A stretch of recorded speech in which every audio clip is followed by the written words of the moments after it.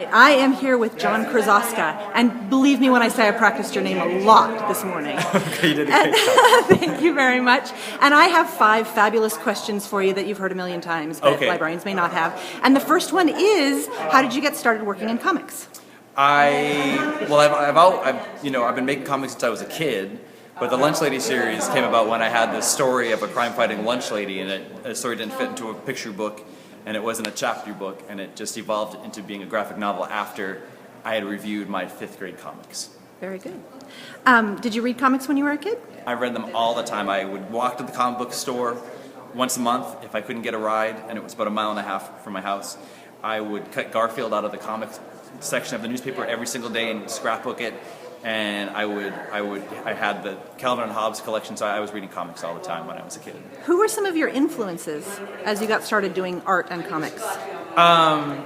Well, I mean, all of the comic strip artists like Bill Watterson of Calvin and Hobbes and Charles Schultz of Peanuts, and then all of those superhero comics I was reading. But then when I was in my 20s, I would just go to the independent section of my comic book shop and read stuff it wasn't geared towards kids, it was geared towards teens or grown-ups.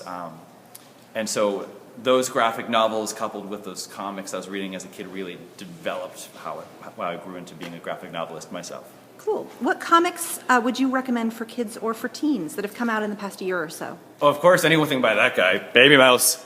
Baby Mouse guy! Only, I would have said that even if he... There he is! Turn around!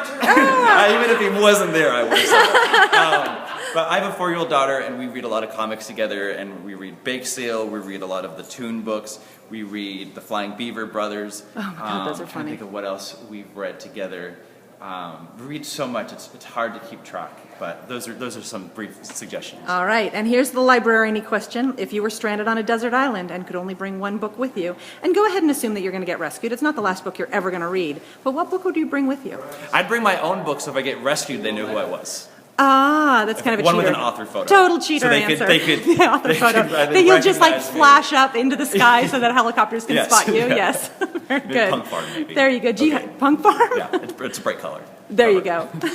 Do you have a favorite book? The Mouse and the Motorcycle. Mouse and the Motorcycle. Yeah, by Beverly Classics. Yeah. Perfect. Thank you, Jarrett, very much. Sure, thank you.